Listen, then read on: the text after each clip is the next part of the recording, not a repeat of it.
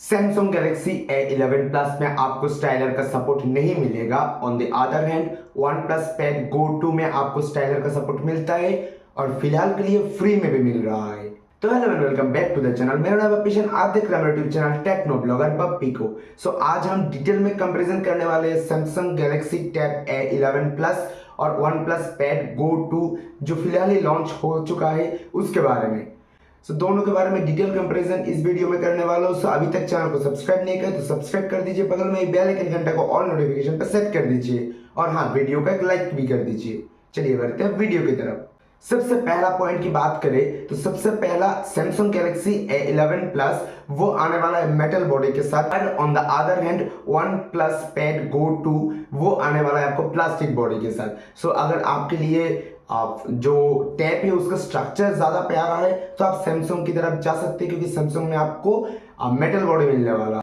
Second point की बात करें तो दोनों में ही आपको आईपी रेटिंग कुछ नहीं मिलने वाला, यानी कि आईपी 69 बोलिए, 68 बोलिए, 67 बोलिए, कुछ भी आपको नहीं मिलने वाला है दोनों ही टैब में। तीसरे पॉइंट की बात करें तो सैमसंग गैलेक्सी A11 प्लस में सबसे पहला तो आपको स्टाइलर नहीं मिलेगा और दूसरी बात स्टाइलर का सपोर्ट भी नहीं है, यानी कि S पेन का सपोर्ट आपको नहीं मिलेगा। On the other hand OnePlus pad go 2 जो अभी फिलहाल लॉन्च हुआ है उसके साथ अभी आप खरीदेंगे तो उसके साथ स्टाइलर सबसे पहला फ्री मिलता है और सेकंड ऑफ ऑल स्टाइलर का सपोर्ट भी मिलता है। अगर आपके लिए स्टडी करना चाहते हैं, यानी कि स्टाइलर से कोई काम वगैरह करना चाहते हैं तो आप वन प्लस की तरफ जा सकते हो। इस वीडियो को शॉर्टकट करने के लिए मैं सैमसंग गैलेक्सी A11 प्लस को सैमसंग बोलूंगा और वन प्लस पैड गो 2 को मैं वन प्लस बोल के इंट्रोड्यूस करूंगा। सब समझ लेना, वन प्लस मतलब वन प्लस पैड गो और सैमसंग मतलब सैमसंग टैब A11 प्लस की बात कर रहा हूं मैं। सबसे पहला साइज की बात करें तो उसमें आपको सैमसंग में 11 इंच का एक बड़ा डिस्प्ले मिल जाएगा, जहां पर आपको ओप्पो में मिल जाएगा 12.1 इंच का एक बड़ा डिस्प्ले जो LCD होने वाला है। दोनों में ही LCD होने वाला है। अगर आपको बड़ा डिस्प्ले चाहिए तो आप वन प्लस की तरफ जा सकते हो। उसके बाद एस्पेक्ट रेशियो की बात करें तो सैमसंग में आपको मिल जाएगा 16:10 रेशियो वाला, जहां पर आपको वन प्लस में मिलता है 7:5 रेशियो वाला, जो रेशियो स्टडी के लिए सही है पर कंटेंट वाचिंग के लिए उतना अच्छा नहीं है। आपको ऊपर और नीचे ब्लैक बार देखने को मिलेगा जब आप YouTube में या फिर कहीं और कंटेंट वाचिंग करने जाएंगे, क्योंकि 7:5 में कोई कंटेंट नहीं बनाता है। बात करें स्क्रीन टू बॉडी रेशियो के, आपको सैमसंग में मिल जाएगा 82% स्क्रीन टू बॉडी रेशियो और आपको वन प्लस में मिल जाएगा 89% स्क्रीन टू बॉडी रेशियो। सबसे मेन चीज जो टैब में होता है वो होता है वेट। दोनों का वजन क्या है? सैमसंग की बात करें तो वो आपको 482 ग्राम का मिल जाएगा, जहां पर वन प्लस थोड़ा हेवी है और थोड़ा भारी भी है। क्यों है वो भी मैं आपको बाद में बता दूंगा। वो काफी हद तक 499 या फिर 500 ग्राम का आपको मिलेगा। अब मैं बताता हूँ आपको वो क्यों भारी है। क्योंकि सैमसंग में आपको मिलेगा 7400 mAh का battery with 25 watt fast charging का सपोर्ट, जहां पर वन प्लस में 10050 mAh का बैटरी मिलने वाला है, यानी कि बड़ा बैटरी मिलेगा और साथ ही साथ रिवर्स चार्जिंग में मिलेगा 7.5 वाट का, यानी कि आप इससे अपना फोन भी चार्ज कर सकते हो जरूरत पड़ने पर, और उसके साथ 33 वाट का चार्जिंग फास्ट चार्जिंग भी आपको मिल जाएगा और चार्जर बॉक्स में भी मिल जाएगा आपको 45 वाट का फास्ट चार्जर। बात करें 3.5 mm जैक की तो वो आपको सैमसंग में मिलेगा, वन प्लस में नहीं मिलेगा। दोबारा आपको जो एडोप्टर मतलब type C to 3.5 mm jack उसका यूज करना पड़ेगा। कन्वर्टर यूज करके आप हेडफोन यूज कर सकते हो, पर फिलहाल अभी के जमाने में ज्यादातर लोग ब्लूटूथ में शिफ्ट हो चुके हैं। वो 3.5 mm का गड्ढा कोई ज्यादा प्रॉब्लम भी करता नहीं है। बात करें ब्लूटूथ वर्जन की तो आपको सैमसंग में मिलेगा ब्लूटूथ वर्जन 5.3, वन प्लस में मिलेगा ब्लूटूथ वर्जन 5.4। बात करें वाईफाई वर्जन की तो आपको सैमसंग में मिलेगा वाईफाई 5 और वन प्लस में मिलेगा वाईफाई 6। दोनों में ही NFC का कोई सपोर्ट आपको देखने को नहीं मिलने वाला है।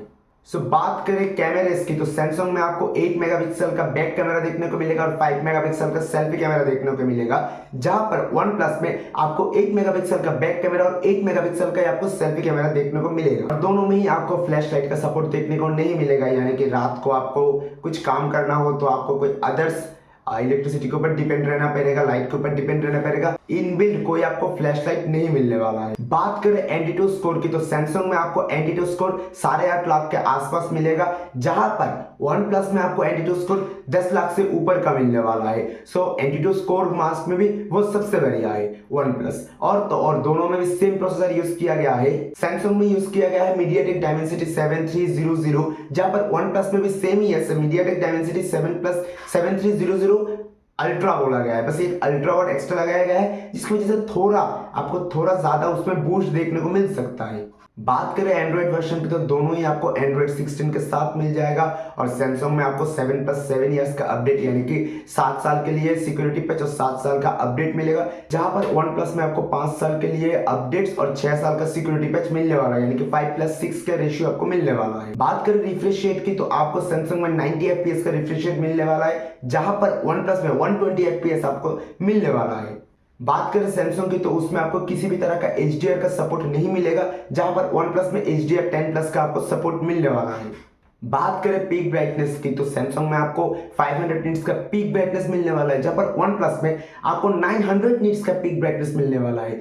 यानी कि आप अगर कहीं बाहर काम करते हो या फिर काफी ज्यादा लाइट में काम करते हो तो आपके लिए वन प्लस बेस्ट चॉइस हो सकता है। और कुछ अदर्स चीजों की बात करें तो सैमसंग में आपको मिलेगा 6+128GB का वेरिएंट, 8+256GB का वेरिएंट, उसके साथ 5G का सपोर्ट, जहां पर वन प्लस में आपको मिलता है 8+128GB variant, 8+256GB variant with 5G का सपोर्ट। दोनों में ही आपको 5G का सपोर्ट मिल सकता है। दोनों का ही प्राइस 20,000 से लेकर 30,000 के बीच रहता है। आप अगर विदाउट सिम कार्ड और लो वेरिएंट खरीदते तो आपको काफी हद तक 22,000 के आसपास मिल जाएगा। अगर आप हाई वेरिएंट और सिम कार्ड वाला खरीदते तो आपको 30,000 से ज्यादा पे करना पड़ सकता है। बात करें सैमसंग की तो उसमें आपको LPDDR4X रैम मिलेगा और UPS 2.2 मिलने वाला है, जहां पर वन प्लस में आपको LPDDR5X रैम और UPS 3.2 मिलने वाला है। बात करें अनलॉक फीचर्स की तो दोनों में ही आपको फिंगरप्रिंट का सपोर्ट नहीं मिलेगा, आपको या तो फेस डिटेक्शन या फिर आप पासवर्ड से उसको ओपन कर सकते हो। सो यही था डिटेल रिव्यू। अगर आपको किसी को भी खरीदना है तो आप खरीद सकते हो।